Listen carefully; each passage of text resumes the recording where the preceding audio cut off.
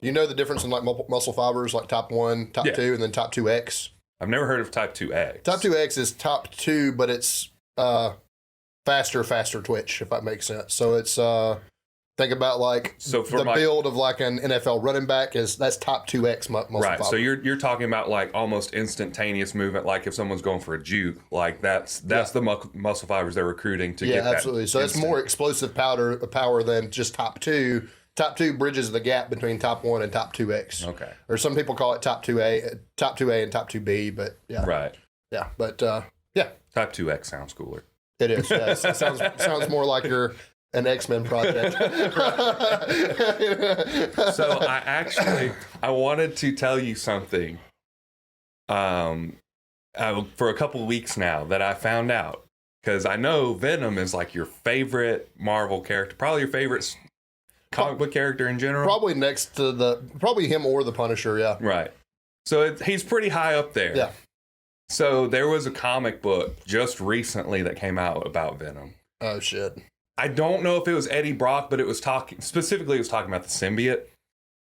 And apparently, like, he had this new ability he learned, and it was like just this huge like blast of like web or whatever, right? Whatever his web would be considered. And he was talking to whoever the host was, I can't remember. And he was like, so we're kind of depleted now, so we're going to have to eat like a whole human now. Right? So then people were like, wait a minute. So this web that he's shooting out is his shit. Because he's literally like he's eating something and turning it into that web. So it's literally his shit. So if you ever get roped up by Venom, you're roped up in shit. I mean, essentially, whatever makes sense. Hey, I'm fine with this. I just thought it was really funny. Venom the shit monster. Well, he himself is not a shit monster, but what he excretes is shit. I mean, I guess, his web is energy shit. has to come from somewhere. Right? I just wanted his body type, man. I'm not asking for a superpower. Just shitting out webs. Like, yeah, I'll tell you what. I have like pretty big thighs for a tall guy, right? Mm. Tell you something that kind of makes me want to kill myself. This is the show before the show, guys. I am like in the 90-something-th percentile in all of my muscle on my body according to my body scans, except for my legs. Huh. That's odd. It is. I don't know if it's just because genetically I have a big outside sweep, so my legs just look big. Right. But yeah, in terms of muscle mass, that's where I apparently hold the least amount of muscle. I'll be honest with you, in terms of the way it translates to unilateral training, it makes sense. Yeah. Because I'm really bad at unilateral stuff. But like, I was just incredibly shocked by. So did you get a DEXA scan? Yeah, QC Wellness, where I do my hormone treatment and blood work, does DEXA scans every time I go in for blood work. So. Okay, that's pretty cool. Yeah, that's depressing though. Yeah. As a powerlifter. Well, all that shows you is that you have a place to work on. Cosmetically, though, that's the best part of my body. So I'm like a little shook by that. To be honest with you. Well, think about from a bodybuilding standpoint. Just because they have like, they're not as strong, but they're bigger, right? So yeah, that is total leg, though, on those DEXA scans. So I'm sure that my tiny, tall person calves are probably hindering a little bit. But I mean, even they look good. Like, I got cut calves. Yeah. They're just not very large. You know what I mean? Mine will look that way when I am using them. Like, when I was doing those leg presses and I posted that video, I was like, man, my calves are popping really good. But if I'm just, like, standing here or, like, doing nothing, they're like, there's nothing there. Calves. One more thing to work on, I guess. I mean, I am in a bodybuilding phase. Yeah. So, I feel like you could get plenty of calf growth just off an incline walk, though. Yeah, my calves grew a lot. I went up a knee sleeve size doing 75 hard because of the 45-minute walks every day. Yeah. So, that helped. But right now, I'm doing most of my cardio on elliptical because I can keep my heart rate higher more comfortably than I can running or walking. Does that make sense? Like, I'm less physically taxed by it. Like, my heart's taxed just as much without, my legs being as tired or anything like that. So I've opted for the elliptical more often than not. That makes sense. I can do the same amount of work because I can cover a couple of miles and 15 minutes on the elliptical versus, that's if I'm doing steady state, that's like a 30-minute walk. Right. And I'm not going to run because first of all, I hate running and it just is what it is. You know what I mean? But I feel like I'm achieving like run-like elevations in my heart rate without having the impact on my knees and hips. That makes sense. Yeah. So I feel like I'm probably losing out on calf gains I normally get where I walk. If that makes sense. So one thing that I noticed recently after working with Joe for these past it's almost been 2 months now. When I first started over at my new job, so we have like a flight of maybe it's probably just one flight of stairs to get up to the office if we need to, which we don't go up to the office often. But the first day I walked up there, I struggled so hard. Like I hurt walking up this one flight of stairs. The other day I walked up there just fine. I was just like bumping up there. It's weird. Like in the beginning of my fitness journey, I was very similar beginning to Albert's, although I wasn't as big as Albert. But first time I noticed getting fitter was putting up the truck at a restaurant I managed. Yeah. It was like normally like 20 minutes in, I'm sitting down and taking a smoke break, and I'm like done with the whole truck in like 15. You know what I mean? I'm like, fuck, this is cool. Right? It's like, man, life-changing. Life-changing, man. Little things, right? Yeah. Right now, it's just easier for me to tie my shoes than it has been like when I was in powerlifting prep. You know what I mean? So, I was talking to Kevin, and hopefully he doesn't mind me saying this, but he was talking about preferring knee wraps over knee sleeves because he could just sit there and wrap as opposed to having to get a sleeve over his foot. He has very big legs, though. He has very big legs. He's just got a big body in general, though. Like he's very much a strongman build. So he's pretty strong, man. He is strong. He just squatted 625, I think. It was 620 something for two. 625, yeah. Which is more than what I want for a single.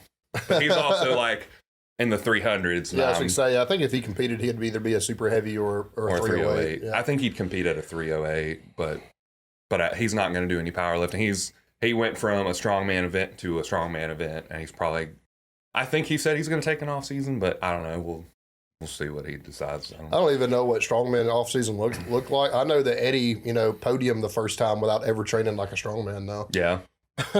You know what I mean? And especially nowadays, like it's like we talked about that one episode, it's more of like a athletic build that is better for strongman than an actual strength build.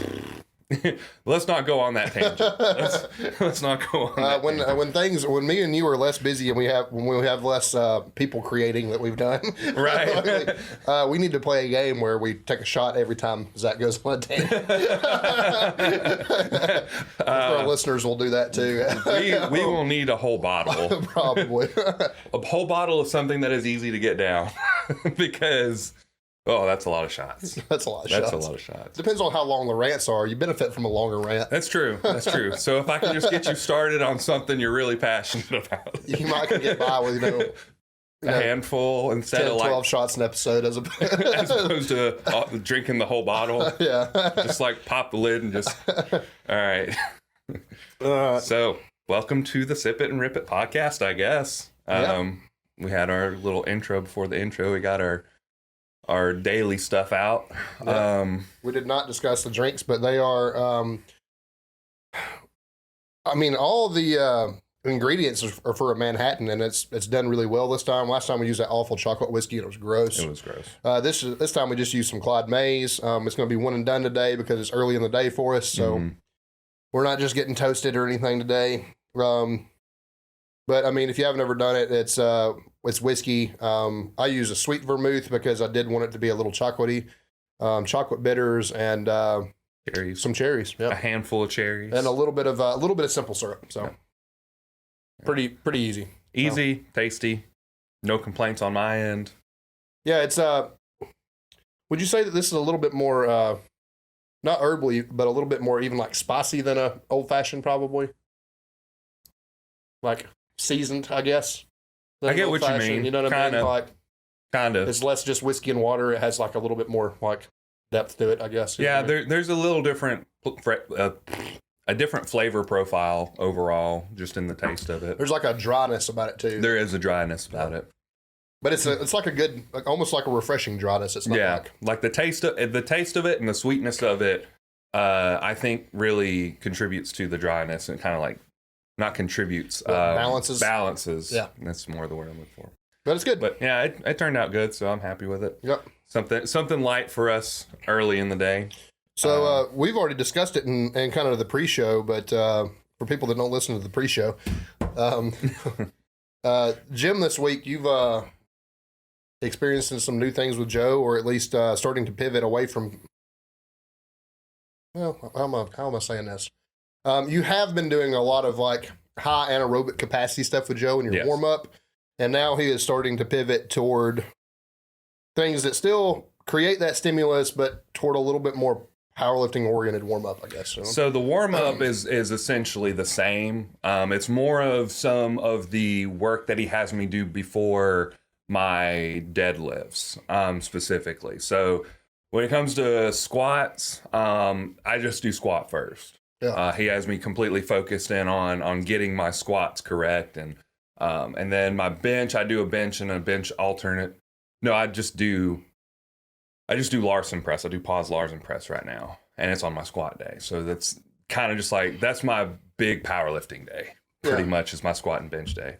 And then there's some accessory work, and then day 2 is a lot of shoulders and back and stuff like that. And then day 3 is the deadlift day, where I have a lighter warm up in the sense of it's not a bunch of movements. It's getting on the bike and then doing sprints on the bike and push-ups, alternating about 10 times. So that's my warm up for that day. But he has me doing, like you said, anaerobic work before I deadlift. So he had me doing a superset of med ball slams and box jumps. So we're pivoting away from med ball slams and box jumps before my deadlift into, he hasn't really made up his mind completely yet, but what it sounds like is I'm going to be doing some lighter deadlifts and then immediately do some jumps. I don't know if they're going to be box jumps or if there's going to be regular jumps. But just violent hip explosion, force created from the ground, because that is my weakest point right now, is just trying to get explosiveness from the floor. Sure.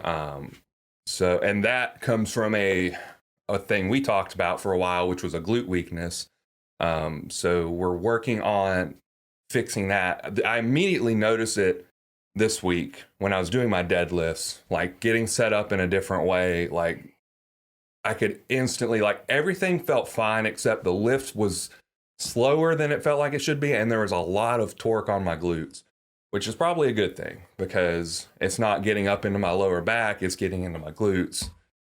So we're just trying to develop that glute explosiveness, which will also translate over to the bottom of my squat. So sure. There's going to be a whole lot of carryover overall, just working on glute power. Sure. Makes sense. For me, I mean, it's been the same old. I'm basically still doing RP style. I am cutting things from my budget. So while I have dropped the app, I'm still doing pretty much the RP template. Mm-hmm. I still think that's a really awesome app for somebody that's looking for not necessarily coaching, but a cheaper template that goes back to what we talked about last week. Mm-hmm. But pretty much the same style, same formats, pretty much the same amount of movements, same amount of work. I mentioned last week, even when I was on the app, I was still doing like some heavy singles. So they worked out pretty good. I'm definitely back pressing into 90-95% of my 1 rep max, like regularly for singles. So that's pretty good, especially considering how few drugs I'm on. Yeah. And then squats, we're still a ways away. I'm probably squatting singles at 75-80% on the SSB bar. Now, is that 80% of your back squat or 80% of my back squat? Yeah, absolutely. Probably makes sense on SSB. Yeah. But I'll tell you though, when I'm normally healthy, it's pretty easy for me. I don't know why I'm good at SSB, but it's pretty easy for me to get 85, 90, 95% of my back squat on an SSB bar. Yeah. So, and then back squats, I've probably pushed up to about 85%. Mm-hmm. Yeah. And I'm still pausing everything too. So I'm actually probably in a relatively good place strength-wise coming off an injury, to be honest with you. Not time for PRs because I'm just not ready to put heavy weight on my back yet, if that makes sense. So I kind of just want that 80+% to be ridiculously consistent and comfortable right now. Yeah. So Deadlifts, I still haven't deadlifted, so I haven't been doing that. It's pretty much all bodybuilding stuff for the moment. I do think this week I'm going to continue to use the RP template. I'm going to add one more movement. I am going to start some barbell deadlifts back Saturday. So, but it'll probably be like 10 sets of one, like probably between 300 and 400 pounds, just to get some conditioning back, like every minute on the minute, like something like that. Yeah. It won't be anything heavy, Right. but I kind of miss them, to be honest with you. So, Yeah, sometimes it's super nice to just be able to go and dominate some weight. Yeah. And deadlift is probably at least for us, it's the easiest Yeah, lift to just kind of dominate. yeah, absolutely. I do think I'm going to try, when I go back, I'm going to try to remain double overhanded for as long as I can, especially in that I really can't feel much of a difference until I get 400 plus. Right. You know, mixed grip doesn't help me that much. So I think I am going to start working double overhanded intentionally, just for the fun of it. No reason other than... Oh, keep your grip strength. Yeah, keep grip strength good. Yeah, but just... I don't know about you. I think the benefit, I've always been interested in hook grip, and I have used it before, but it's before I was a 600 plus pound deadlifter. The benefit of mixed grip is obviously there, but I used to hook and mix like Tammy does. Okay. But I could see the benefit of being strictly hook grip is I feel like I set my lats better double overhanded than I do mixed. I do feel like there is something to that, because when you like going into a mixed grip, you can kind of feel like there is just almost like an imbalance in your lats. Almost like a looseness in that lat or something. Like I find it harder to set my lats with a mixed grip than I do with I feel like, though I'm stronger with mixed. Right. I feel like I can get tightness when I mix my grip on the one side, and the other side I have to make tightness. So if you're trying to make tightness in both, I feel like it's just a little awkward. Whereas if you're double overhanded, it's easy to get an even tightness in your back. I'm not sure that I'll ever make the switch to hook grip, but I can absolutely see the benefit of it right now. Yeah. I tried for a little while and I just didn't like it. I like feeling in my thumbs. Yeah, I mean, me also I don't take music as seriously as I do lifting right now, but I would like to be able to feel my thumbs for that reason. Yeah. But it just is what it is. But yeah, I mean, it's a pretty typical week, other than my strength isn't, while it's not dominant or anything right now, it's definitely coming back. Yeah, and that's always positive. So yeah. Getting back to where we were after an injury. Yeah, filling for depth without a mirror has been a big thing. I told y'all I think that's what contributed to an injury. I know that's a really dumb thing, but like, I'm a very, very, very mental person. Mm-hmm. And when things change on meet day from what I normally do, it's very hard on me. And I do think that's what, I watched that video of my squats back 100 times, and I was definitely squatting too low. I mean, I could have picked a quarter up from my butt cheeks. Yeah. Both my first attempt and the attempt that hurt me. So I just don't think that's pertinent it's not pertinent for powerlifting to have to squat that low. So right. It is what it is. But yeah, good week. Yep. So we got PR songs. Mm-hmm. I've got a few. I'm going to go with 2 again, because that's what we've been doing. I'm just going to do one EP, and I actually mentioned it to you the other day. Okay. So I'm going to let you go first and just run your whole list down. All right. So I'm just going to start both of the bands that are on this, on my thing today, are bands that have been on the list before. So we'll just go ahead and get that out of the way, because I like to listen to the same bands a lot. But Vectors by Aversion's Crown, I freaking love Aversion's Crown. They're one of my favorite new deathcore, death metal bands to have come on the scene, and they're fairly unknown, to be honest with you. Like not a lot. I feel like I don't hear their name thrown around very much, but they're super good, super worth listening to if you're into the new deathcore sound. And I don't know if I'm pronouncing this right. Forgive me if I'm pronouncing it wrong, but Keres or Keres, Keres by Abadonia. Those guys are sick too. They're another one of those, don't have a lot of music out, pretty new deathcore, but they slap pretty hard. So check both those guys out. I'm just going to go one band and one EP. It's only a 5-song EP, but I've been listening to it pretty regularly in the gym. This is a new band for me, but because I've listened to this record several times, there is some, me and you both like familiarity in a gym playlist, but because I've listened to it away from the gym several times, it is familiar to me now. But is the Blessed with Malevolence EP by The Hate Project. really fucking hard, dude. Yeah, I was listening to them that day that you were talking to me about them. I just put it on their Spotify and I just listened to their like top 5. They were all pretty dope. That's some heavy shit. Yeah. Honorable mention, I'm not going to put anything on the list, but I have listened to, I have softened my stance on Slaughter to Prevail somewhat. Yeah? Yeah, it's pretty fucking good. Yeah. When it's good, it's really good. Yeah, some of their stuff is a little cheesy. Some of their stuff is... What I've noticed, the cheesier stuff, I think, is some shit that's lost in translation from Russian to English. Very possibly could be. Like, it almost sounds like they're trying to sound hard in English and it ends up being like a little corny, you know what I mean? Like, but yeah, I mean, I like them. It's good. Yeah. I put them on the list not long ago. You did, yeah, I Killed absolutely. Man. That's a good song. I love it. I don't think I've paid attention to the track listings or track names too much. You just kind of listened to it, like put it on them and just kind of like left it. Yeah, basically. Yeah, I get that. Good shit. What are we talking about today? We didn't discuss that. So I had an idea, and you can tell me what you think. But since we're both about to be fathers, me a little sooner than you. Yeah, a little bit. Next week, a couple days from now. I figured it would be a good idea to talk about like kids and powerlifting and in sports in general, just kids fitness, because there's a lot of people. It's a little better nowadays with more people getting better knowledge and looking more into scientific studies about kids lifting and stuff like that. But there's still those people out there like, oh, kids shouldn't be in the weight room, stunt their growth, damage their growth plates, just stuff like that. And it's like, well, you probably haven't looked at scientific studies in the last 20 years. So. I mean, not even looking at scientific studies. I mean, you can look at like toddlers or even babies and tell like they actually have mobility better built to do this than we do. Yeah. Because they haven't developed bad habits and stuff yet. I don't believe to any extent that it's a detriment. I don't either. First thought on that is I don't think movement in general, whether it's lifting weights or having your kid play sports or dance classes, we're both having girls. We're probably going to endure some shit that we never thought we would endure, to be honest with you. And it's perfectly fine. I'm good with it. Especially if if it exposes ticks a box, right? Yeah, if it ticks a box for them and it exposes them to music or art, I'm definitely about it. That being said, moving's never a problem. I do think that there's some caveats that, maybe they should consider, that you should consider heavier for a child, but I actually think that they should be the priority for adults too. Yeah. And one of those things is pretty obvious, and we talk about it a lot, is form. Yeah.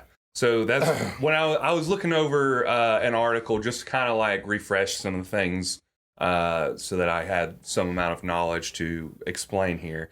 But a couple of the key things that I took away was how are they, like you said, form. Like you shouldn't have a child out there, under 15, 16, anything under that. I don't believe they should be pushing maximal. They should only be lifting in a controlled sense. If they cannot control the weight, they should not be touching the weight. So like Probably, no. They're, obviously progressive overload, they will eventually become so easily, like the weight will be so easy to control for them that you can increase the weight. Yeah. Like that's obvious. But you shouldn't just be like, oh, you can push, let's say they're doing deadlifts on a trap bar with dumbbells or whatever, and they're doing like 10 or 20 pounds or whatever. Let's say they're pretty young and they can do it really well and they can do it for a bunch of reps. Doesn't mean you give them 50-pound dumbbells. Right. Yeah. Like you wouldn't want to push maximal weight the same way you would push maximal weight on an adult. Because like even now, like how many times do we actually as powerlifters lift maximal weight? Like during prep? In modern powerlifting, hardly ever. Yeah, it's like at meet days and like peak weeks. The exception probably being conjugate when you have some type of, weekly max, but most of the time it's not the competition lift. It's a partial range of motion or it's a variation of some type where basically the weight you're doing is going to be auto-regulated anyway, automatically, because you're finding a 1 rep max front squat as opposed to a 1 rep max back squat, or maybe you're finding a box squat instead of a. So I mean, automatically reduces the danger and the risk of doing things to maximum. But yeah, I mean, I absolutely agree with you. But again, all these things are things that you should be having an adult do as Yeah. a personal trainer or Yeah, coach. because you should always Like- be focused on them being able to lift the weight correctly first. I'll be honest with you. I think that it's better for kids to start earlier and start working on these things earlier because the part of their brain that teaches them motor skills is more pliable and Mm-hmm. they're going to be quicker to pick up on these things and learn them. Right. And And learn them well, like because you're not, you're talking about you with your gluteal amnesia or me with my kyphosis in my mid back. Like when you're talking about having to relearn habits, that's a much, much taller task than to learn a new habit. Yeah. So like, not only are their brains a little bit better and a little bit more susceptible to recruiting new motor skills, you're also not having to unlearn old ones. you know what I mean? Like, And like you said, their mobility is much better. Like if you've ever seen like a toddler pop a squat, they're like textbook. like all the way to the floor, like no issues, straight back. Like it's crazy to look at and just be like, what happened along the way that we got to a point where we can, and we could go on a tangent about that. Yeah, I mean, I'll be honest with you. I mean, I think that look at like the athletic community at large, right? Like, I don't know. Coleman's probably this way with baseball. Like, we have a good baseball community here, and I think I may have mentioned that last week. But when kids are exposed to certain types of training earlier and often, they're more likely to excel later in life, right? Like, yeah, why do you think all these Olympic athletes start at such a young age and go on? Because like at this point, you have to. Yeah, because you have to develop that skill early. I think that's the one of the major differences between collegiate level athletes and lesser thans, people that never make it out of high school, basically, right? Like, is work. I have an employee of mine in Brody Bartlett who's an incredibly good baseball player and really isn't even built to be an incredibly good baseball player. But what he has done is him and his parents have gave him the avenue, the outlet to go do this, but he has trained so hard and so consistently for so long and in such a smart way that he's pretty well injury-free his entire baseball career, nothing serious anyway. He has, even though his body type might dictate that he's not the greatest athlete on the field, his skill that he has developed dictates he's probably one of the best athletes on the field. Yeah. So, I mean, it's kind of, I talk to people all this. This is the reason why I like high frequency, especially in a beginner powerlifter, is like you're developing a skill at the end of the day, right? So it stands to reason, like me with playing music, I started when I was 8 years old. There's very little music that I can't learn very, very quickly. Versus somebody that maybe started when they were teens or something like that. Like this, I mean, it's fact, but you're developing a skill and in time practicing that skill makes an enormous difference, like period. So, I mean, I think that you have to consider all of that when you talk to a kid. And then, they say now too that kids that have practiced sports and multiple modalities, so they're not just a baseball player, not just a football player, they do a little bit of everything or more skilled than those who focus in on one. Yeah, absolutely. So I think that weightlifting has to be a part of that. Yeah, for sure. I mean, that's you're kind of starting to talk about the buzzword we said we hated in functional fitness to some extent, but like it is functional to have multiple modalities. And you're finding that out with Joe, like you're doing HIIT training that you've never done as a power lifter or as a bodybuilder prior, and you're finding it to be incredibly useful. Yeah. you know what I mean? Just in day-to-day life, just like in the way that I feel on a normal basis. Yeah. I've never really, I guess as a power lifter on like peak months, prep, getting ready for a competition, there were weeks where I felt really drudgy, but most of the time I felt, pretty decent. Yeah. Whether I was powerlifting, bodybuilding, whatever I was doing at the time. And we say bodybuilding loosely. Let's just go ahead and say. Yeah, most average gym goers, if you're going to a commercial gym, are probably going to pursue more of a bodybuilding background than a powerlifting. Yeah. So, which I guess it was for me. It was like I did SBD, mostly bench deadlift. Yeah, because I did not have a good squat. But I did and I always skipped legs because I was a pansy. And I hated being sore and trying to walk upstairs, but. I kind of broke out of that, obviously, after a while. But anyway, I I was going somewhere with this and I already lost my thought, so I'm gonna let you take it. I mean, like I said, multimodality training is really, really important for all of us, and I really do think that. But when it's a kid, like expose them to as many things as possible, it makes sense. I also will tell you that being stronger is the fastest way to. It's the fastest way to a better vertical jump. It's the fastest way to a faster 40 time. Cone drills, stuff like that. Like being physically stronger is going to help every one of those things within a reasonable ratio to your body weight, right? Like you can't just be fucking fat and strong and do these things. But like if you're looking at it from a purely athletic standpoint, being stronger helps everything. Yeah. I'll tell you, I mean, it's kind of a gimmick right now, but like the same parents that complain about their kids' strength training when they're young are the same ones that send their kids to speed and agility camps. And speed and agility camps are like, it's known in the strength and conditioning world as being like fucking snake oil. Oh yeah. You know what makes you faster? Being stronger. Yeah. Like, that's accepted. But like being able to recruit more muscle running fibers. 20 yards with a parachute behind you is not necessarily going to make you a better sprinter. Right. Like stronger quads, calves. Yeah, stronger quads, calves, stronger hamstrings. Glutes. Yeah. Your entire lower chain. Almost everything that you would use in a squat or a deadlift. Yeah. As it turns out. Yeah, absolutely. I mean, I will say speed and agility camps are something that's like, it's like kind of trendy and buzzy to pick on speed and agility camps right now.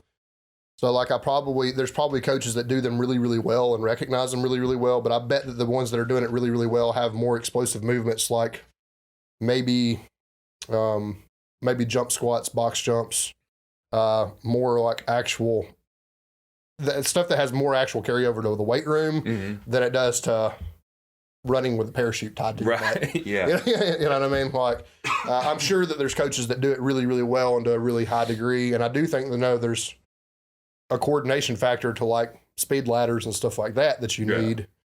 But by and large, that shit's really gimmicky. So it's kind of funny to me to hear people pick on weightlifting and they send their kid with zero muscle mass to a speed and agility camp.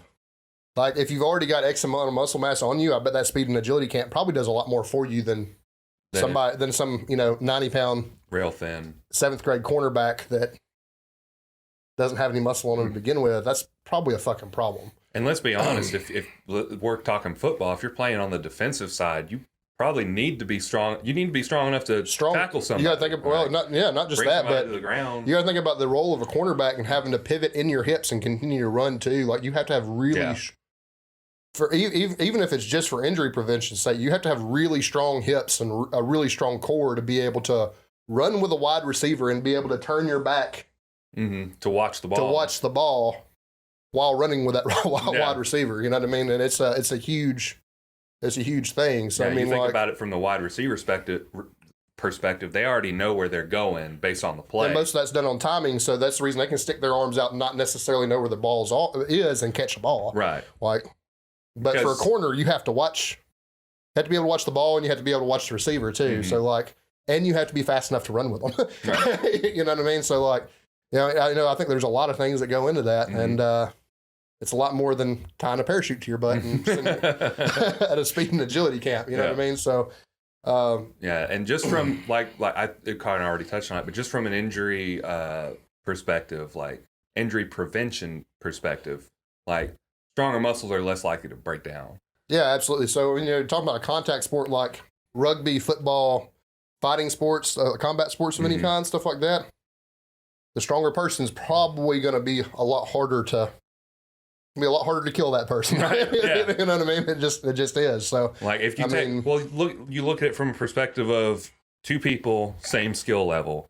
One has more muscle mass than the other. Who you got your money on? Probably the guy. with more muscle mass. Fuck yeah. Yeah, absolutely. Like if everything else is equal, like Mark says it all the time, strength is never a weakness. Right? Like, I mean, it is what it is. And you think about like the core of football is the offensive and defensive lines. And you're talking about you need to be able to get a step on somebody a little bit faster than they get a step on you. That's top 2X muscle fiber. You talk about your ability to push somebody around if you're an offensive lineman. Like, again, strength is an issue. Right. This is the heart of football. It's not the sexy part where people are, catching balls and scoring touchdowns or, juking somebody for, an 80-yard run. We're talking about the actual meat and potatoes of football is a strength sport. Yeah. in the trenches, it's a strength sport. Yeah. So a lot of people, and like you said, a lot of people glorify like the quarterback. He's the guy, gets the ball, makes the decision to throw. There's not necessarily a whole lot of jacked quarterbacks. Let's be honest. Like they might have a cannon for an arm, but they're not huge. Yeah, but I remember one of them panned out better than the other one. But think about like Tim Tebow and Cam Newton were physically a lot bigger and a lot stronger than everybody they were on the field with. Tim didn't have much of an NFL career. He won one playoff game and was pretty abysmal. Cam did win the MVP and was good, but like he still wasn't Aaron Rodgers or Tom Brady. Right. Or Ben Roethlisberger. Yeah, exactly. Thank you. I just think about him because he's like, well, he's probably he's a big man. He's a big guy. He's not necessarily as fit as any of the other quarterbacks, even the thinner ones, right? He's just a little heavier, but he's still a really good quarterback. Toward the end of his career, he wasn't very mobile, but very early on, he was an extremely mobile quarterback. But that gets all the attention. But like Alabama football is something I go back to a lot on this podcast. But like up until the last 2 or 3 draft classes, Alabama wasn't known for making a quarterback. They had some really good and really efficient quarterbacks, but largely what made Alabama successful, and really still what makes them successful, is their offensive line. Like me and you could run the football behind that offensive line. You know what I mean? Like they had run. Up until recently, they had like Josh Jacobs and Derrick Henry. They didn't even really have running backs that translated well. Mark Ingram did because he was good at catching the ball, but they didn't even really have the best running backs coming out of Alabama. But their entire offensive linemen get drafted and go somewhere and play. Right. Like that's changed in recent years. They've gotten a little more as the games changes. They have to have better and better skill players, and that's fine. But it's always been the offensive line that's carried that team. You look at the better teams in the NFL, it's the same situation. Like the better the offensive line is, the better the football team is. You think about it from just a game standpoint, right? The more time you give the quarterback to make a decision, the better decision he's going to make. He gets everything lives and dies by the quarterback. He gets blamed for things that isn't his fault, but he also gets credit for things that he didn't do. And like games are won and lost on the offensive and defensive line, and at the heart of it, I'm telling you, it's a strength sport. It's sad because we don't have a lot of football talent in the area, but if you're over 220 pounds and you're a high school football player right now, you're on the offensive or defensive line. There's a reason they want the stronger, bigger bodies on the offensive defensive line, right? Like it is what it is, but it does translate to other sports too. I mean, like look at strength and conditioning in basketball. We talked about this before. It's come a long way, but like the bigger, stronger guys typically are a little bit better. LeBron James has visibly more muscle mass on him than a lot of other basketball players do. One thing, Michael Jordan's secret weapon was a man named Tim Grover, was his personal trainer. While Michael isn't you don't think of Michael as being a big, strong guy now, the league that he was in, he was bigger and stronger than a lot of people he played against. He was physically more fit and more capable. He was a stronger person than most of the people he played against. Other than maybe like Shaq later in his career. You know what I mean? But like that guy's... he was made to be strong. You know what I mean? Like that's all there is to it. I mean, he had, that's the perfect storm of Shaq could have left the NFL and gone to be a professional. I mean, not the NFL, the NBA, and went to go be a professional strongman. Probably, he probably could have left the NBA and been an NFL star. He probably could have. Like he was, a big, strong person, but and really still is. Good God. He's still huge. Like he's still pretty fit too for his age. Yeah, so. he was, if I'm not mistaken, he was hanging out with Big Show when they were both like, because if you know Big Show, he's like a heavier wrestler. Well, he lost a bunch of weight and got pretty ripped. Like he had visible abs, and he's still like big. Yeah. He kind of looked like Eddie Hall when he got in shape for boxing. Yeah, like that was the same type of build that he had, except obviously a 6'7" frame instead of a. Yeah, however tall Eddie is. I don't remember. I know Shaq went to like an LSU football game, and he was like lifting one of the cheerleaders up one-handed. I know male cheerleaders do that all the time. This is a guy that doesn't. Right. He doesn't do any male cheerleading. He's just like shoulder presses this girl up. Right. Like, I mean, he's a strong individual. Yeah. But you talk about it even happens in basketball. That's my point of this. Like the bigger, stronger guys win. It is what it is. Kobe Bryant had the same personal trainer in Tim Grover that Michael Jordan did. Mhm. And Both very successful. very, very, very, very, very successful. He had a leg up on everybody. Mhm. I don't know, so as it pertains to children, training, I think the earlier you expose them to that, the better things are going to be for them later. So one of the things, and this wasn't really covered in the article, but something that I think about is, and it's a little bit of a worry for me. It would be introducing it really soon and them being resentful for it. Because that's always a concern, right? Because you don't want them to resent physical fitness. So there has to be some sort of balance there, right? So it's hard to, like, you obviously you can't, I mean, you can, but you don't want to let your child be unfit, right? Yeah, I think this is I think Elizabeth, I've been really complimentary about Elizabeth in terms of diet and exercise in front of Oliver. Like, it should be their choice, absolutely. But, like, when it's explained in a way as this is just something we do every day, this is the same thing as waking up and brushing your teeth. Right. The same way you take a shower every day when you're nasty. Like, this is just something we do. Right. Like, it's not, if they don't want to do it that day, that's fine. But if it's presented as just daily care and daily hygiene, right, I don't think there's room for much resentment. You Yeah. know what I'm saying? Like, you're not forcing them into it. Like, if they want to take a rest day, take the rest day. Right. Like, that's cool. If you're not interested in it right now, that's fine. But I think that those habits that you build as a parent are going to eventually rub off. And that's what Elizabeth doesn't ask Oliver to work out with her or anything like that, and doesn't ask him to eat healthy. It's just that he sees her eating healthy, and that's the reason why the kid would rather have a strawberry than a Snickers bar. Right. So there's been no, as far as I know, there's been no serious conversation had other than, hey, this will make you strong, let's walk. Right. You know what I mean?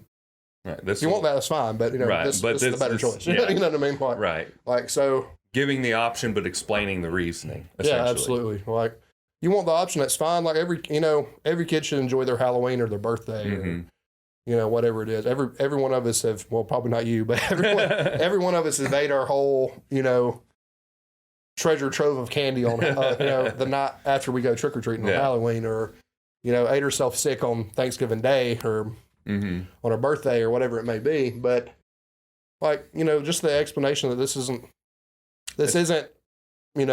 the norm. This isn't personal hygiene. This isn't, and I mean hygiene, I don't mean whether or not you stink. I'm talking about, like, same thing we talk about sleep hygiene. It's the way discipline and habits built. Like, these things are okay to do, but this is not a mentally or physically hygienic thing to be partaking in all the time. Yeah. Like, I think that's what she's done. And I think she's been a really good example to me and you and Desi and Sandy in that. And like I said, it doesn't mean that they have to do what we do. If my kid don't want to be a power lifter, I ain't going to be mad at her for it. Right. You know what I mean? Like, I do want her to know that the gym is just part of life. It's part of being healthy. It is. Right. Yeah, absolutely. So just a general sense of just like, hey, you don't have to take things to extremes. You don't have to love it like I do. You just have to have some amount of respect for it and have to. It's about respect for yourself. Yeah. Yeah. So, that makes sense. Yeah, I think as long as it's presented as, it's not forced. It's an option, and it's like, this is the better option of the two, but you can do whatever you want. Yeah, absolutely. I do believe, and hopefully I won't get any backlash now or in the future from this, but I do believe there should be some sort, and it doesn't have to be exactly what I want, but I do believe there should be some sort of physical activity done on a weekly basis. And that's the only Daily, thing I would. But well, I mean, when I say weekly, I don't mean like you have to go every day. Yeah, it can be several times in a week. You know what I mean? Just a habit established. Yeah, right. It has to be done a couple times a week at least. Yeah. So some sort of physical activity. Yeah. That's and whatever it happens to be, whether it's yoga, running, lifting, sports, dance, whatever. As long as there's some sort of fitness and athleticism being involved, I'm okay with it. Yeah, absolutely. Yeah, I think I'm cool with that too. Yeah, but I honestly think that just we as parents, if we're in good habits with stuff like that, I don't think it's going to have to be something that's said. I think right. They're just going to see it and be like, "This is what we do." Life mimics life, man. Yeah. Like, it is what it is. Like, if it's just, let me tell you something. They're going to know it's miserable without me having to tell them it's miserable because, like, I mean, even though like the one thing I have going for me, I can't eat right half the time. Like all the bad things I have going for me is I do not, regardless of how I feel, I do not skip a workout. Like they're gonna see me be pissed off that I'm having to go to the gym. Right. They're also gonna know though from a disciplinary standpoint, it's like, okay, Dad doesn't want to do this, but he knows this is important. It's important. Yeah, absolutely. He knows it's important. This is what keeps his heart beating. Like this is just something we have to do. Yeah. You know what I mean? Like, I think as long as it's presented in that way, I think, the choice will be theirs, and I think they'll make the right choice. Right. So it is what it is. I think that makes sense. I think that is a unique part of the conversation we haven't touched on, though, is we have the sports parent, right? Mm-hmm. Fat, out of shape, barely bend over and tie his own shoes, wants to yell and scream about an error his kid made in baseball and treat him like he's a piece of shit and everything like that over it. Expects him to get up and train, go lift weights, go ground balls, take batting practice, everything like that. But Dad, sits on the couch, sits on the couch shirtless with a bowl of Cheetos on his belly and watching sports and talking about how stupid the professional athletes are. Like, I think it's harder for those people. It's going to be harder for those people to motivate their children to do something successful than it is because then it's just like, it's like, well, you don't fucking do it. Yeah. Like, how do you have any right to tell me that I should do this when you don't do it? Like, especially at a certain age, like they're going to look at you and be like, you're the same age as that professional athlete on TV. Mm-hmm. You want me to do this, but you're not doing this. Like, you can't use old as an excuse. Yeah. This guy's in his 30s and, like, right. I don't think kids are stupid. Yeah, I try not to treat them, even the kids that aren't my own, I try not to treat them like they're stupid. Mm-hmm. They're going to take after your habits. So maybe if you're a sports parent and you already have kids, you should reassess what you're doing before you ride your kid's ass about how lazy or not lazy they're being. That makes sense to me. Also, you have that group of people that have a fear of the weight room themselves. Oh, I can't squat because of my knees, or I can't go to the gym because I have a shoulder issue or whatever like that. Like, but you can work around it. You can work around it. And also your kid is seeing you make excuses to be a fat fuck. Yeah. As opposed to working around it, finding ways to get fit. Yeah. We're all going to get hurt in the gym or outside of the gym, or we all get hurt. Is what it is. Like, in life, in general, like whether you're hurt from the gym, car accident, getting up off the toilet.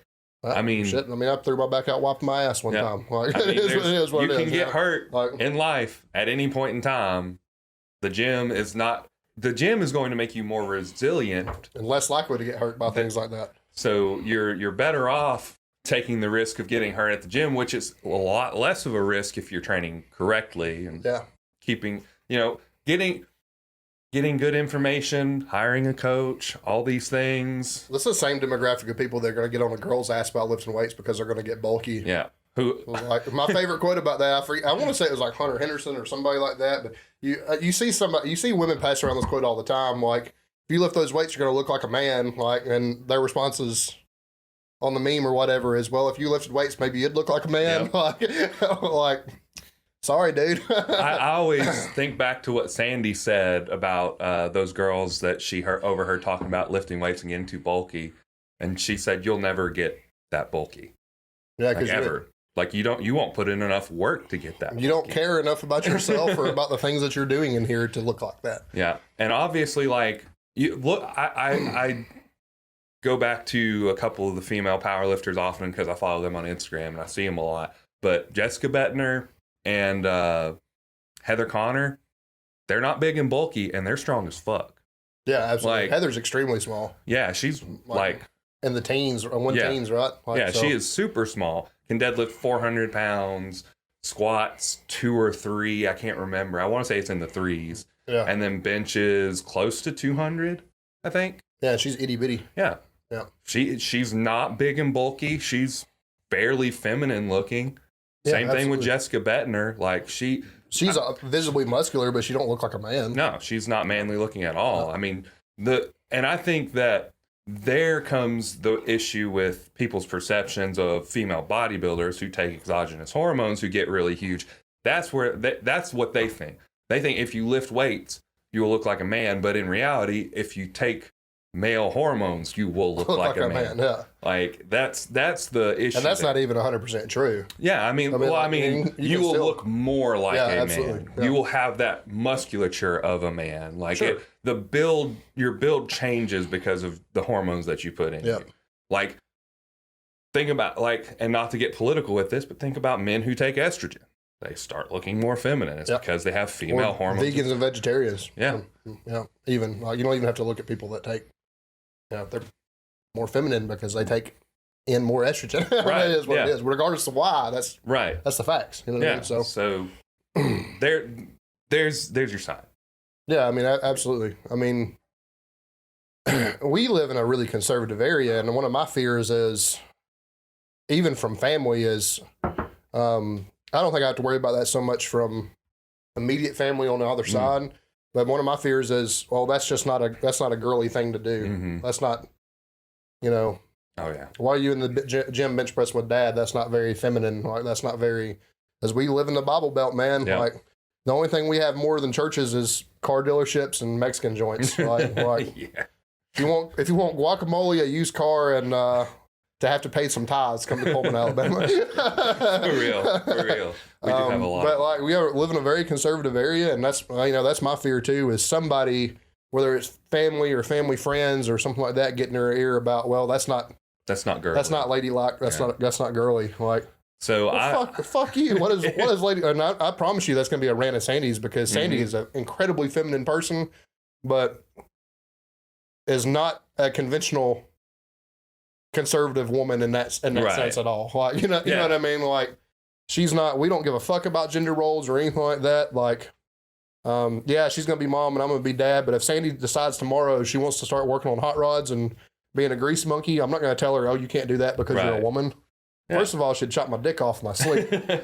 Second of all, she's an engineer, right? Yeah, she probably has a mind to be able to do it. Yeah, she's got the mind to be able to do it. She can do whatever the fuck she wants. Yeah. Like my daughter's gonna have the same raising, but I do fear that somebody's gonna get into her ear, even if it's friends and stuff at school. Like that's more. Like, hey, you should go. You should be a cheerleader. You shouldn't be playing. You shouldn't be a power lifter right now. Right. You're a girl in your school, or you shouldn't be in fight sports. You should be doing dance line. Or it's like, well, maybe she wants to do that too. That's fine. Maybe she wants to do both, but she doesn't mean she has to quit. Quit one or the other. Yeah, absolutely. Like it doesn't. One's not any more masculine or feminine than the other. It is what it is. Like I'll be honest with you. There's some biological differences that we can't get over, but if my little girl comes to me and says, I want to try out for the football team. Right. Especially at a certain age, she's probably going to be bigger and stronger than the boys up until, middle school, high school probably. Right. But Pee-wee football, right. Play. Well, that's fine. Yeah, it's fine. That's fine. You know what I mean? Like until, puberty and hormones take over, she's probably going to be just as equipped to dominate the football field as anybody else is. Yeah. I don't fucking care about stuff like that. Yeah. But I do have a big fear that somebody else is going to get into her ear and tell her what she can and can't do. And then there's that fear of rejection, right? So maybe whoever the coach is at times says, well, you can't start because you're a girl. And that just starts a whole shitstorm there. You know what I mean? Yeah, I mean, if she's the best player, she's the best player, though. Well, that's right. But because of where we live. Yeah, we're not, but I'm not talking about, we're not talking about the trans athlete issue. We're talking about all things being equal up until puberty, girls are probably stronger than boys. They're generally developed faster. They're probably bigger. She's probably a bigger, stronger version of what you need on the field. If she wants to go play football, should be the starter, she should get to be the starter. Right. No, I definitely agree. you know what I mean? It is what it is. But I worry about stuff like that as a dad. It's how the fuck are we supposed to tell our kid fuck them? Yeah. I think I'm probably just going to tell them, fuck them. You can do what you want. Right? It's not up to them. Yep. Right? If you want to play football, the next step is to tell her, hey, life's not fair. If they're going to start this kid over you, then when you do have a chance to play, be better than him. Yep. Show them why you're better. Make them eat shit. Yep. That's your opportunity to prove them wrong. But that's a fear, that's a fear of mine for sure. No. Outside influences, which obviously, family, friends and stuff in the that are already in the fitness realm are going to be super supportive. So if we're in the gym at the same time, our girls are in the gym at the same time, we're all just going to be supporting each other, having a good time. Like, it's not going to be a big deal. Right. It's when they're old enough to be in the gym on their own kind of thing. Someone comes up to them. That's kind of the stuff I worry about. Yeah, Yeah. absolutely. I mean, There's also a lot of fucking creeps. there's a lot of fucking creeps. Yeah, and That's my. it's gonna take me making more money and freeing up time and stuff like that. But that's one reason why I personally, outside of athletic things outside of powerlifting, I would personally like to become a more dangerous person in general. Mhm. Whether that's like Austin's taking striking classes right now, he's taking Muay Thai. I would love to be able to do that. To be able to go to shooting, like competitive shooting classes, or even like tactical shooting classes where I know how to clear a building and Right. or even just simply shoot a little bit better than the next guy. Yeah.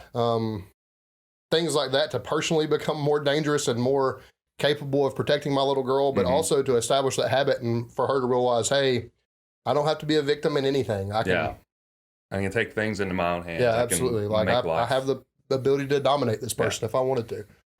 So like, that stuff's important to me too. But she's not going to develop that habit unless mom and dad are in that habit first. Right.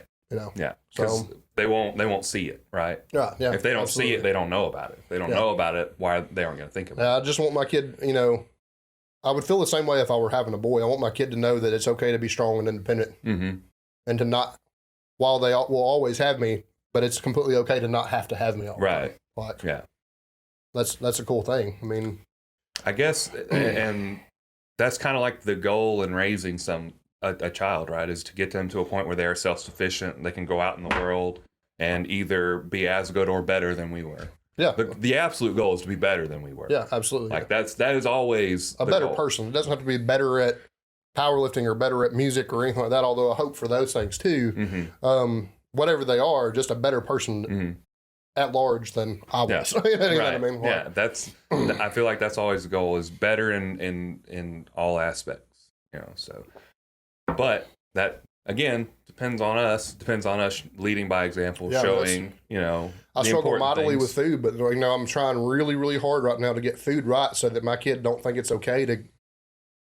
Again, is it bad if you go get a double quarter pounder a week from McDonald's? Probably not, but I don't want my kid to think that that's an acceptable thing to do for dinner every night. Right. I don't. Like, we're on the go. We ain't got time for anything else. Like, sure, that's fine, but by and large, I want my kid, to know that we eat at home. We eat whole foods at home. Like, this is the right way to do it. You're in a time crunch, fine, let it be what it is. But like, I don't want my kid to think it's okay, to sit on her ass and eat Little Debbie's and Doritos all the time. Like, she wants a snack, go get it. Like, hope that it's a fucking bundle of grapes instead of Snickers bar. a Snickers bar. Yeah, whatever. Unless it may it's a be, Snickers high protein bar.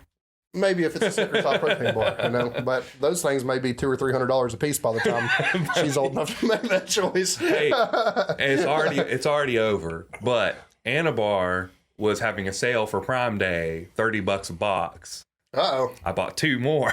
I've already got 2 boxes. And I was like, man, that's a good deal. I bought 2 more, so now I have 4 boxes of Anabar. And if you didn't watch my story, they are the fucking best protein bar I've ever had. I believe that. I'm a big fan of Bear Bells too. I don't know if you've had them yet. I haven't. You should try them just to try them. I don't know what the macros are in comparison or anything like that. Just for taste. Yeah. Bear Bells are really good. But to tie all this stuff back into the original topic, you can say this, that, and the other is bad for your kid all you want to. You can have the strongest opinion in the world about strength training, speed and agility training, even sport-specific training and all this stuff. But unless you're actually sitting down and establishing good habits of your own, do not expect your child to establish good habits of their own. Right. Like, that's a learned behavior. Like, teach them. So, you know what I mean? And Like, I'll just go riffing off that from my own experience as a kid. So I was in daycare a lot of times at a gym while my mom taught classes. It was like aerobic classes or something. Sure. I can't remember. So even at an early age, I knew that mom was doing stuff for fitness.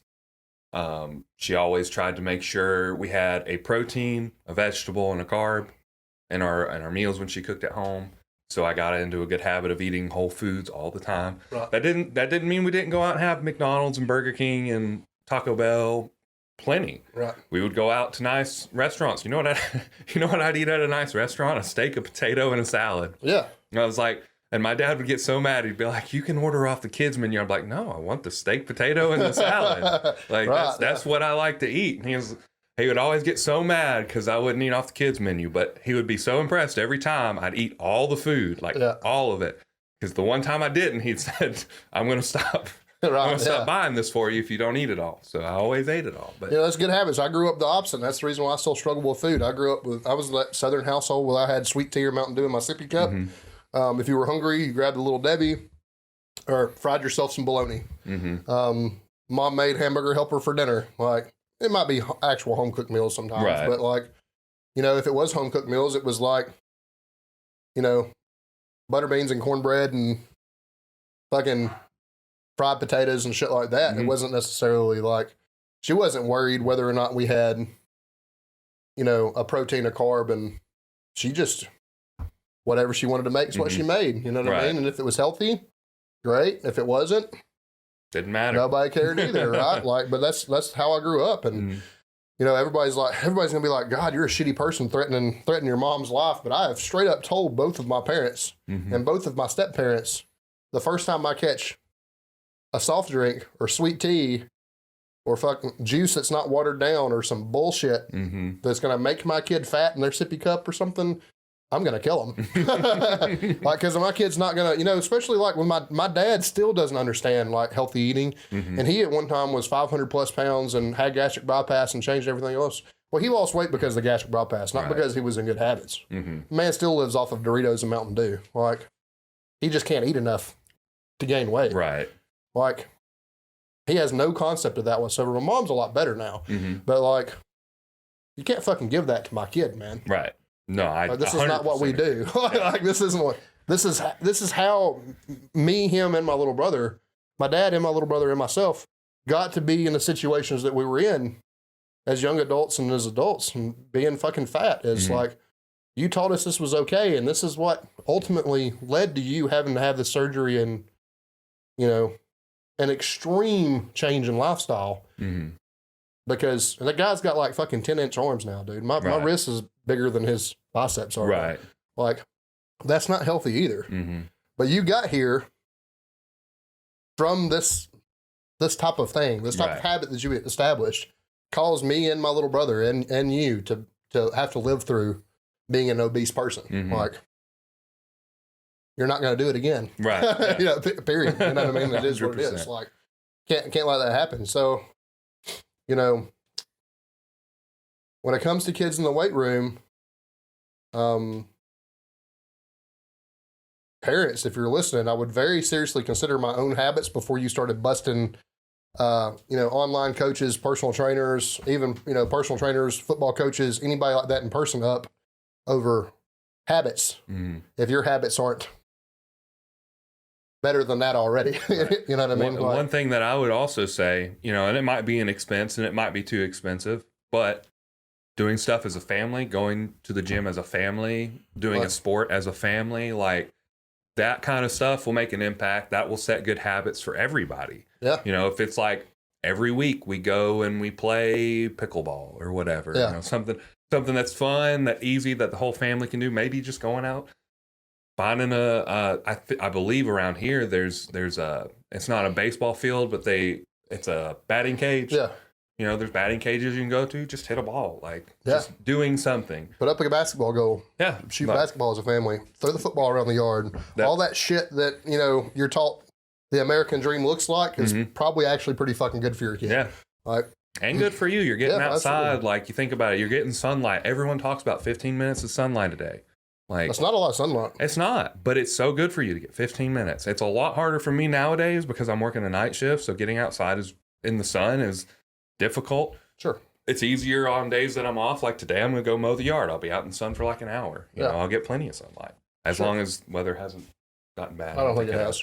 But yeah, so like there's plenty of good things to come from it. Me and my brother have both talked about setting up basketball goals. Yeah. Like just he's got, he was talking about pouring some concrete and just building essentially 2 goal posts on either side and just having A court. a court. Yeah. It'd be a concrete court, but it'd be a court. You know, just something to shoot the ball with. It'd be easy. You know?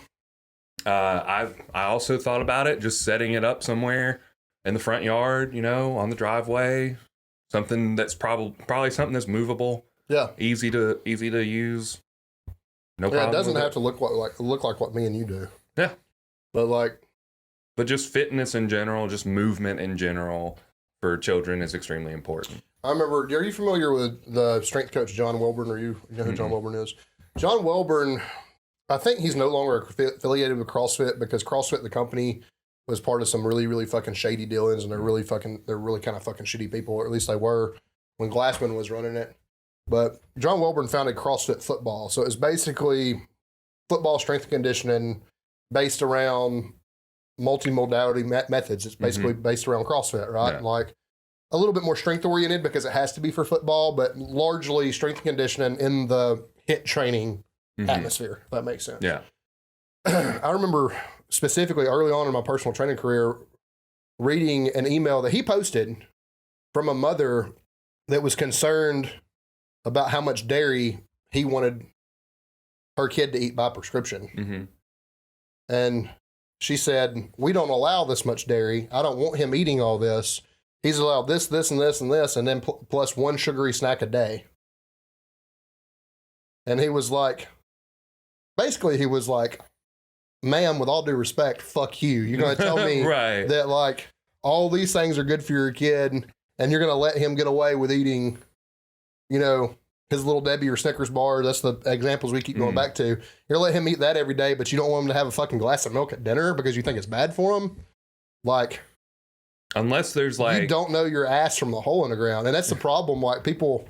it goes beyond parenting, but people have developed these opinions about things and have never actually lived the life or actually developed any good habits of their own. So they watch fucking, you know, Fox News, local Fox News station in the morning, and they come up with a headline that says, dairy, is it bad for you? And then they go in this thing about how, you know, fat from dairy can cause heart disease. And all of a sudden mom's crazy about, well, we know sugar fucking causes obesity and fucking, not by itself as it stands on the calories in, calories out perspective, but a sugar addiction is partially what's wrong with American obesity in general. Yeah. So you're going to tell me the milk's worse than fucking that? Like, the milk is speculation, but we knew for a fact eating these fucking snacks every day is going to make you a fat fuck. Yep. Like, he went on this big fucking rant about it, and I was like, yeah. Yeah. And that's like had a profound effect on me in the way I look at like nutrition and children's nutrition, and then even like my philosophy as a trainer. Like, I'm doing this based off of science. You're making your kids do things based off of hearsay. Yeah. Like, based off opinions, based off of what someone else has said. Literally hearsay. Yeah. Like, this is how you're raising your kid, and you're going to raise a kid to think it's okay to base what they tell their children off based off of hearsay. Yeah. Like, and here in the physical fitness realm, we operate. If you're a good trainer, you're operating off of fact. Like, we're not operating off of hearsay. Like, and you're going to somehow tell me that this is like, it was a really interesting, and you know, he did answer respectfully, right? But it was about the most respectful fuck you I've ever heard. But like, it was like, this is what we're looking at. Like, we know this, and this, and this. What you're doing, it's like Dr. Lane with the aspartame thing. The WHO just announced it's a carcinogen. Well, like, the amount of aspartame it would take for it to become carcinogenic, you would have to bathe in it every day. So even though they're right, there's like thresholds. Yeah. But we know over-consuming calories and being fat, largely in America, caused by eating too much fat and too much sugar, too many carbs and too much fat, is going to lead to a higher risk of cancer. So you want the speculative, this might cause cancer, or do you want the hard truth of, if it doesn't cause cancer, it's going to cause heart disease, and either way, it's going to get you. Like, Right. Pick your poison. Right. Like, do you want the speculative thing, or do you want the thing that we know to be true? He keeps on going back to the dosage makes the poison, right? Exactly. So like that, and that's why, you know, you think about these bodybuilders in the, you know, the unnatural, the enhanced realm, they're dying of heart attacks and heart failure and stuff, right? Because they take too much shit. It's not the exogenous hormone that's doing it. It's the fact that they're taking 3 grams a week that's doing it. It's like, why do you think that doctors can prescribe TRT? because And it's it improve helpful. health markers. Yeah, right. So you're telling me that if I have, you're telling me, and it's the same concept as we were just talking about the aspartame. You're telling me if I replace one Coke a day with one Diet Coke or one Coke Zero a day, that I'm going to get cancer and my health markers are going to decline. No, my health markers are going to get better. Yeah. I'm consuming less calories. I'm consuming less real sugar. Yeah. Like that. And I'm not going to drink enough by replacing one soda a day to get cancer. Because, like you said, it takes a metric ton to actually get cancer from it. I mean, a good example of this is like in a can of Coke, there's 100 or 120 calories per 12 ounces. I think so. Okay. Most of us don't stop there. Most of us are drinking a 20 ounce. So keep in mind, this isn't even, this example I'm about to give you is not even as extreme as probably what reality tells you. And there's people that drink 2 liters. There's 3,500 calories in a pound. Mm-hmm. So if you're, what is that? That's 3,600 calories in a month. If you take, you're losing a pound a month. You will lose a pound a month of body weight if you swap one soft drink a day for a diet soft drink. One. That's the only major change mathematically. All things else being equal, like you are netting one less pound a month by making a single choice of 120 calories a day. Yep. Like, by the way, the one can of diet soda a day is well beneath the threshold of aspartame being able to kill you. Yeah. Like, so you're actually going to improve your health markers by making one time a day. Yeah. You're going to lose a little bit more than a pound. It's a minuscule, a fractional amount over the pound, but like basically essentially going to lose a pound a month. And I wish I could remember exactly what he said, but he also talked about health markers improving when you replace that Coke, like the regular Coke with a Diet Coke, as opposed to replacing the regular Coke with water. I can't remember the study. I can't remember. And it's on Dr. Lane Norton's page. You can find it. Probably because like the aspartame is, we talk about this, RP talks about this a lot. That's a really, Brianni, Joe's wife or girlfriend right now, like she's a diet soda hoe right now, right? Yeah. Because she's in prep and can't have the calories, but what it does is it curbs the sweet tooth. Yeah. So what you might find yourself doing, and the reason why it's probably producing more weight loss and better health markers than water, isn't because water's better for you, for the record, long term. Let's make that clear. But the reason why it's probably producing better results is you're probably more likely to reach for a Diet Coke instead of another sweet, not even just another. You might replace a honey bun with a Diet Coke because it curbs the sweet tooth still, and it's non-caloric. So it like extends beyond just the Coke for a Diet Coke. Like it could be a Diet Coke for a honey bun or a Diet Coke for your Snickers bar or Little Debbie, like we talked about. You know what I mean? Like when you talk about that, you're talking about Snicker bars over 300 calories. You're talking about if you'd eat one of those a day, that's a pound every 10 days. Yeah. So like, I'm sure that's why he was talking about, the health marker being. It may have been. It's part of it anyway. It may have been Dr. Mike.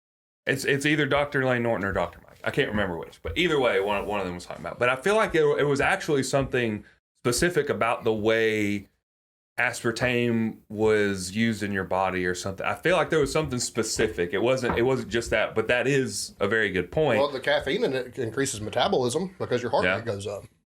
I can't remember. I wish I could remember. I'll have to find it and then link it. I won't do that because I'm too lazy. But it's out there. The information's out there. I just can't. But again, you're going back to the speculative, like potential monster or the monster we know. Yeah. And I know why. I need to talk about this. Is it one from one of the Batman movies? The fear you know is always better than the fear you don't, or the fear you don't is better than the fear you know, whatever it may be. Like, I don't recall that, but the monster you know is better than something to those extent. Like the speculative monster that we don't know anything about seems a lot scarier and a lot like more dangerous. But because it's in the shadows, right? But it's just speculative. Like this here and now thing is much more likely to be a danger to you. Yeah. Because we already know, right? It's like, there's all this information, all these studies have done about this. We already know about this. Yeah. Like all the studies tying like red meat to heart disease, right? Well, red meat, if you're eating ribeye every night or fucking 85-15 every night, because of the fat content, it's more tied to heart disease. If you're being a responsible adult and trying to eat healthy and you're eating lower fat cuts, red meat's one of the most nutrient dense and perfect things for your body on the planet. Like, yeah, you can't survive on fucking ground chuck all the time. That's fine. You'll die of a heart attack. Same thing with like bacon. Bacon tastes great, right? Like, it is what it is. But like, yeah, if you're making obviously fucking shitty, unhealthy choices, I love a ribeye, Right. but like, I know that in my meal prep, I'm gonna need to eat the sirloin. Right. It's as simple Honestly, as here, and like- I might be crucified by the steak family. I prefer a sirloin, honestly. At this point, I feel like meal prep. It's better. A leaner steak's better left over because it's less likely to taste like your refrigerator when you heat it up. That makes sense. Fresh off the grill, it's ribeye all day long. But I still prefer it's trash. sirloin. It's trash left over, in my opinion. Yeah. Like, I don't know. I feel like there's something about the way. I feel like it's just, and it may just be a personal preference. The amount of fat that's on it, and it may just be the way it's cooked. You know, there's a lot dependent on it, but in general, I just prefer a sirloin. I prefer That's leaner fine. meats Like- in general. But like, yeah, if you're overeating something that fatty, Mm-hmm.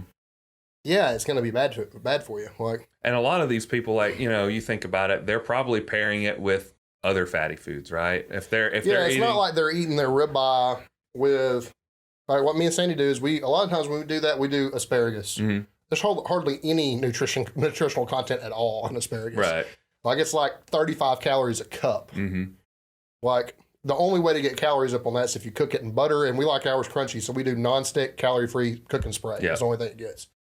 And we eat them like French fries. Yeah. Well, I've cut so much fat out of that meal compared to somebody that eats the baked potato with sour cream, cheese, Butter. and butter. And it's not the potato's fault; it's Yeah. the sour cream, cheese, and butter's fault. Right. Like I'm cutting so many calories from my meal, then yeah, all of a sudden the ribeye's not so fucking dangerous. Mm-hmm.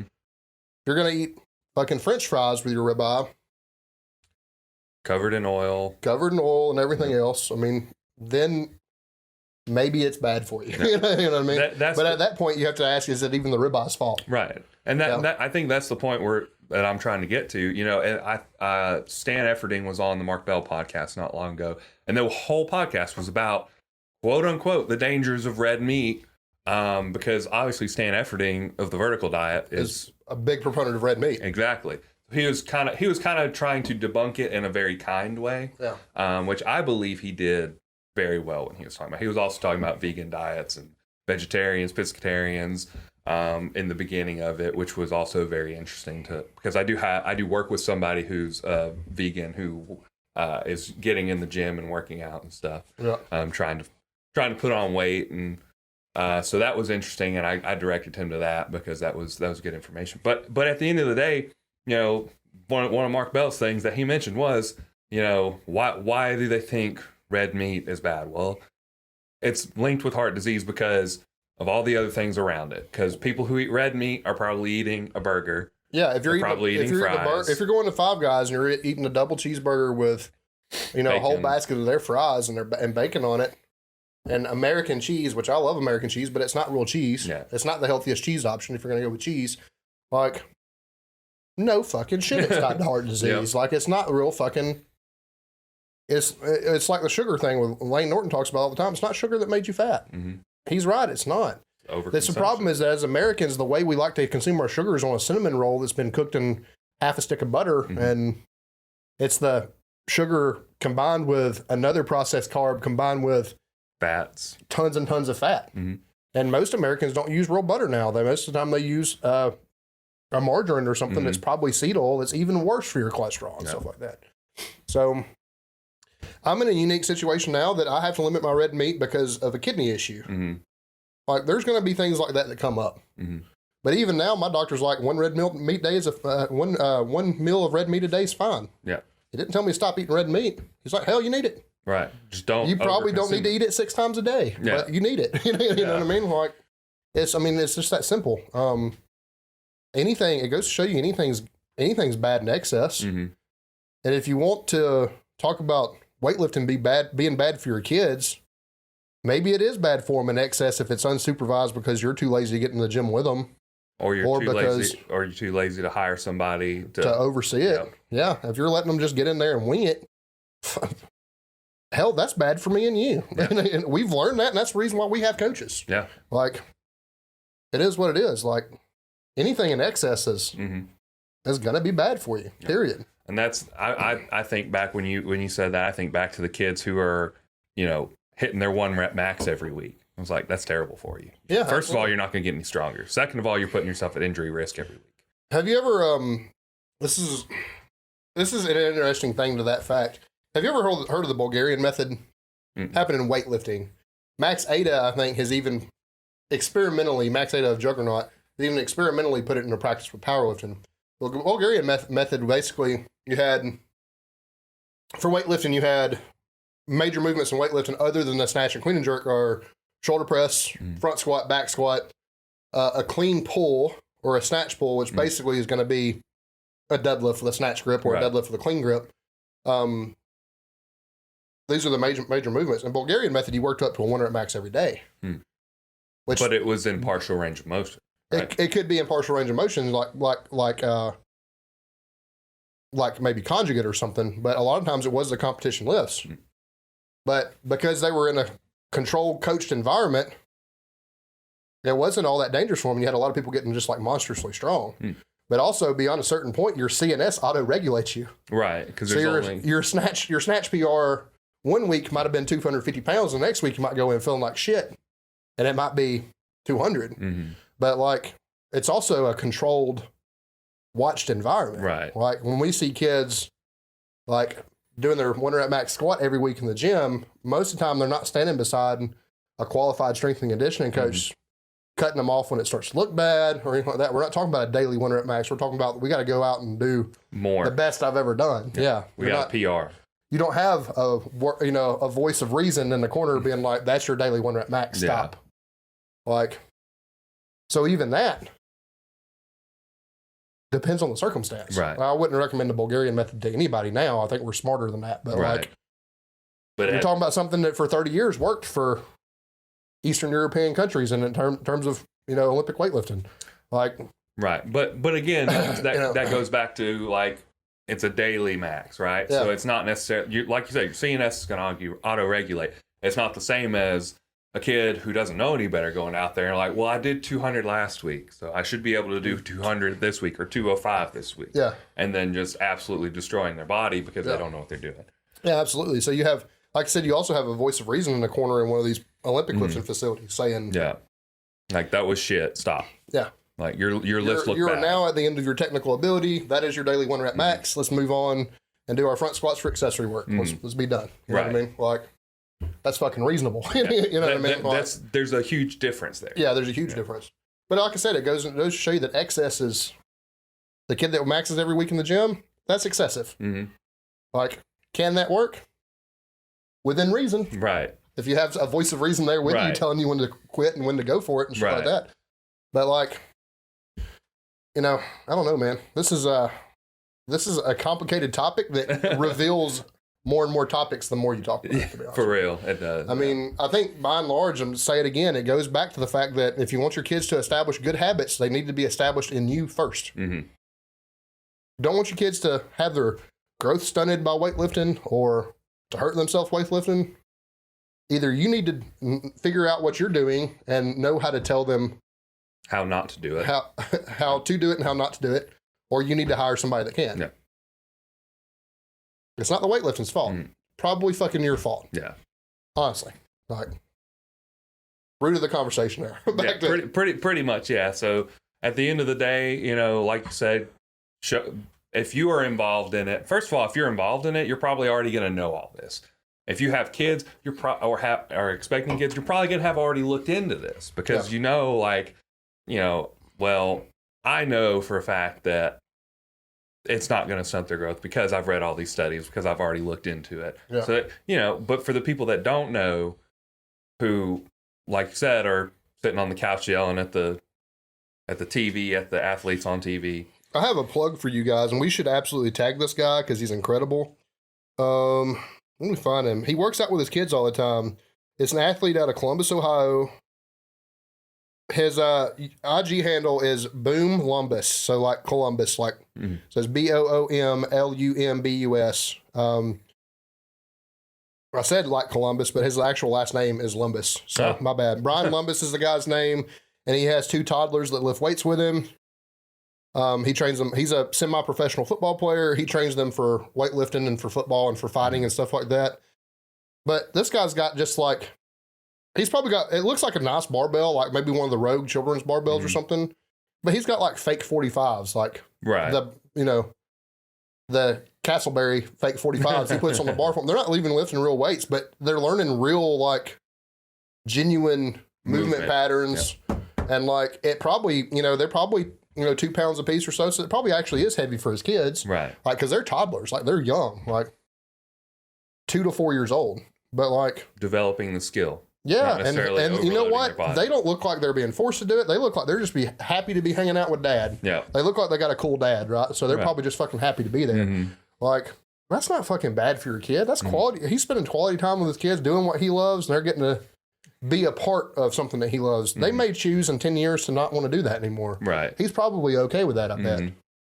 But I bet he also knows that they know exactly what they're doing if they decide they want to continue down that path. Yeah. Like, it's not a problem, but y'all should look him up. Boom Lumbus. It's a awesome guy to follow. He calls himself the world's strongest vegan. So he's a pretty strong guy. Like, so he's a good follow though. Very inspirational to me fixing to be a father. You need to check him out if you haven't already. But that guy, physically fit, super capable. Yeah, he eats a diet that we don't necessarily agree with, but he's obviously a very, very healthy person. Like, and he's leading by example, and I bet he probably doesn't have to twist these kids' arms over getting in there and doing it. Yeah. So, fucking fix yourself. Yeah. So at the end of the day, at the end of the conversation, basically what we have come to is first you as the parent. Yeah. Second, shit, I lost my thought. Well, first being you as the parent. Yeah. Are you establishing good habits that are going to allow your child to take you seriously in this moment and to not replicate your bad habits? Mm-hmm. Second point, don't bitch about what you don't know about. I feel like there was something else, but everything's a problem in excess. Yeah, that's something we covered, including weightlifting, how you eat, things like that. Also, like, back to it, like, speculation is never as bad as the thing that you know for a fact is bad. Like, facts over, Lane talks about this, facts over feelings, man. Like, we know this is bad for you and your children. Don't fucking do this thing. Like, the Diet Coke's probably not going to kill you. The sugar will. Yep. Like, fucking pick one. You know what I mean? Like I said, like, facts over feelings, right? Yeah. So, like, those are probably the 3 points I would take away from it. Like, sounds good to me. Sounds good to you? Yeah. There you go. I'll have to apologize. I should have apologized in advance. We're doing this early, which means that I just woke up like a couple hours ago. Well, he's trying to get his last weekend of sleep in before he becomes a father and becomes sleepless for the next, 19 years of his life.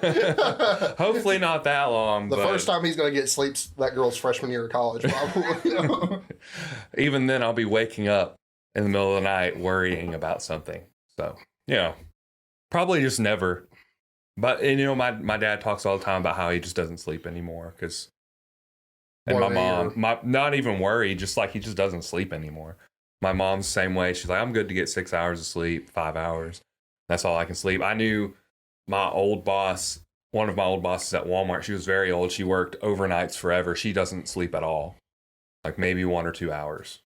Yeah, I can't do that. Yeah, I think that's insane. I'm also not. I'm one of those people that I run better on a lot of sleep and excess. Like, they say, I think this is very individual. This is a new topic. They say 6 to 8 hours most of the time. I personally feel like I feel better on 8 to 10. Yeah. I don't normally get that until the weekend, but I do feel like brain function, strength in the gym, attitude, everything like that's a little bit better for me on 8 to 10. I think 9 hours is my sweet spot, honestly. That's fair. Probably say the same about me. When I was sleeping 9 hours a day, every day, that's when I felt my best. 9 hours is probably where I naturally want to wake up. Yeah. Without an alarm or something like that. So nowadays I'm getting sometimes like 6, 7, and it's a little rougher. We may need to look into this, but I do think that there's a thing that says your sleep cycle happens between like every 1 to 1.5 hours. So your ideal amount of sleep is probably going to happen on the hour or roughly hour and a half. So like it would make sense for us if we're 9's a multiple of 90 minutes, right? An hour and a half. So it makes sense that we're going to feel best on 6.5 to 9.5 hours of sleep, if that makes sense, because Right. they're multiples of the same thing. Does that make sense? Or I'm sorry, six to nine, right? 6 to Like 9, yeah. some type of multiple of that. So like 7.5 hours is probably pretty good. But basically, you want to wake up at the end of your sleep cycle.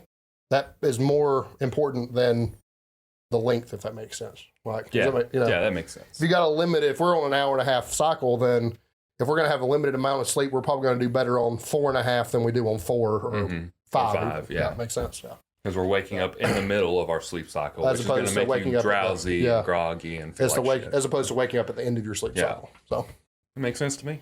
so I don't know. I need to look into that and actually find the study. We always say we're going to do things like that, we never do. We forget about it by the next time. Yeah, we we get do. together. We're getting fucking old. We're getting older, guys, and we're gonna age like 10 years in the next year. So I already got new gray in my beard that I didn't have before. all right, so I guess we're on dad jokes. Yeah, I haven't done my homework on these. I've been doing my Oh, homework on man. PR songs, but not on this. I got some saved, so if I can operate my phone, we'll get some dad jokes.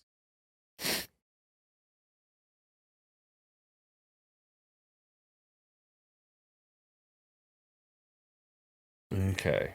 Yeah, this was a good one. So I went to the beekeeper to get 12 bees. He counted and he gave me 13.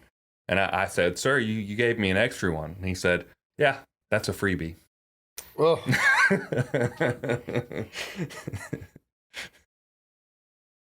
Got one? no, it kind of that made me want to tell a long-winded joke, though. Go for it. Go for it. All right, so Jesus, this is gonna piss people off so bad. That's perfect. Yep. I'm trying not to get cracked up about this before I even tell it.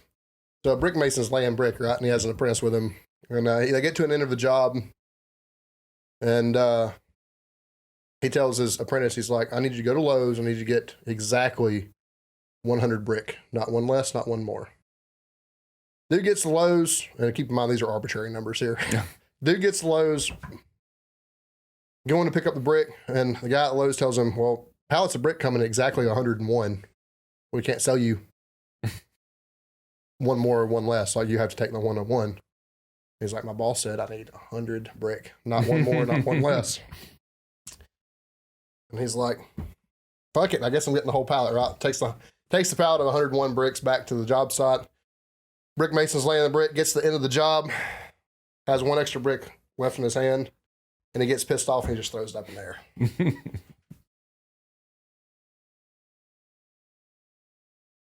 Is that it? That's it. Go ahead, carry on. You got another dad joke for us? I don't get it. Give me another dad joke. Okay. I feel like there's more coming. Maybe. I just texted my girlfriend Ruth and told her that it's over between us. I'm ruthless. In fact, you are ruthless. You got another one? I need a buffer. My friends laughed at me when I said I had a hot date and they said that she was imaginary. Well, joke's on them because they're imaginary too. That's pretty good. So these people are on this private jet. They're flying somewhere, and because it's private, it's not it's not a chartered thing. Like, it's somebody's personal jet. They're all strangers, but there's not many rules. So one lady's got her dog. Other guy, he's sipping cocktails, and he happens to be a smoker, right? So he's drinking his cocktail, decides to spark one up, smoke a cigarette on the plane, right? Dog starts yapping. Getting on the fucking guy's nerves real bad. Fucking yapping. And finally he's like, "Would you please shut your dog up?" And the lady's like, "Wouldn't be yapping at you if you didn't spark that cigarette up. Doesn't like cigarette smoke. You pissed it off. Can't do anything about it until you put that thing out." So they get an argument. Back and forth. Name calling, everything like that. Finally, the lady gets up, takes the cigarette out of the guy's mouth, rolls the window down, throws it out the window. They're on a plane, by the way. The guy, without missing a beat, walks over to the lady, takes her dog, throws it out the window. right? And this has just happened. This is escalating and people are arguing. Continues and continues and continues. Anyway, a little while later, the pilot is flying along, goes to change lanes or something, and checks his blind spot, and he looks over his shoulder. He sees on the wing? The dog. You know what's in the dog's mouth? The brick. I felt like I had to go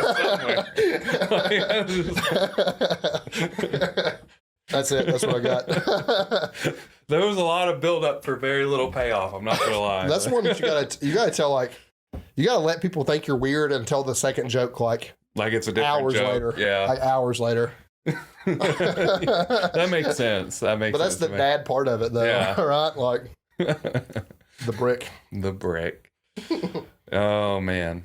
I guess that's it for this episode. I think we probably went a little long, honestly. Maybe we had a lot to talk about this time. It was a good episode. We've done that the past couple times, but it'll be all right. We do have some plans for some guests at some point, which is going to be cool. I don't know if I want to mention it.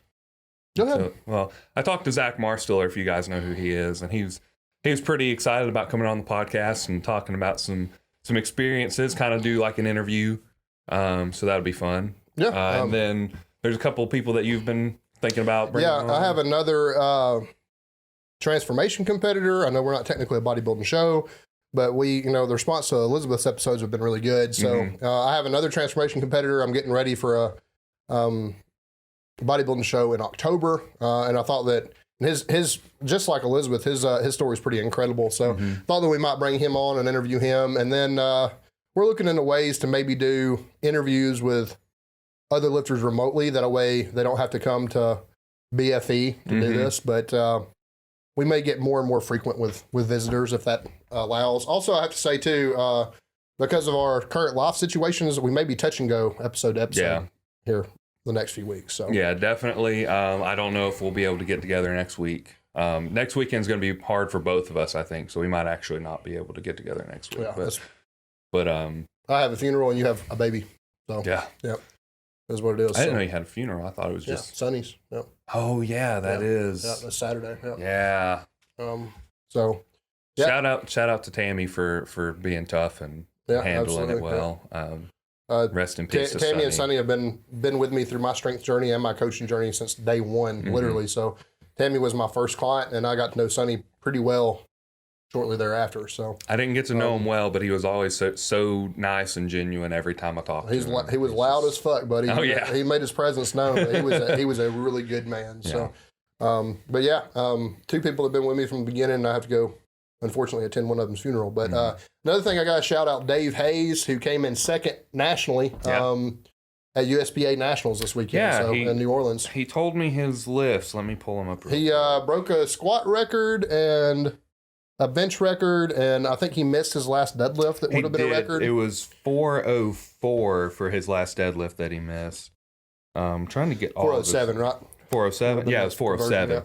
363 pound squat, 280-pound bench, 396-pound deadlift, missed 407.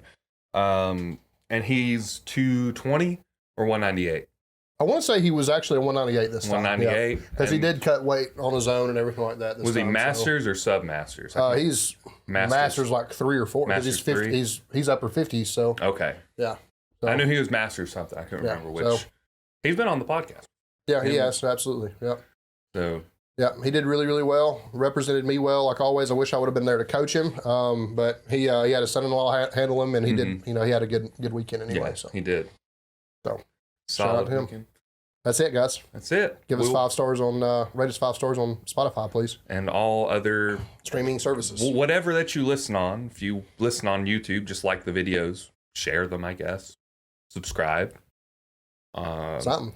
Just do something for us. That's all. Like, you don't have to do a ton. Just pick one. Like, just like the video if you're watching on YouTube, and share it with your friends.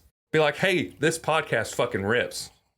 Yeah, it's part of the name. It sips and it rips. It sips and it rips. Go listen to it. Please. Maybe you should sip and rip while you do this too. A little whiskey deadlift. Hey, while we're in your ear. Like I don't know. We may need to have a whiskey deadlift because not to go on another tangent, but my boy Sonny that just passed away, his favorite drink was Jack Daniels. It So was. maybe we ought to get plied on some Jack Daniels and toss around some weight. Could do that. Might Yep. have to talk with Joe about it, but we could do that. Yeah. Had to come up with a big, long, creative name, but For the whiskey deadlift. I have to have his name in it. I don't know. You remember The Office, the 5K name? It was like a paragraph long. We should rip that off. And do it like... I was just thinking like the Sunny Sunday whiskey deadlift. Something. I was thinking of something simple, but Sunny Sunday. Sunny Sunday whiskey deadlift, lift a lot for the cure 2023.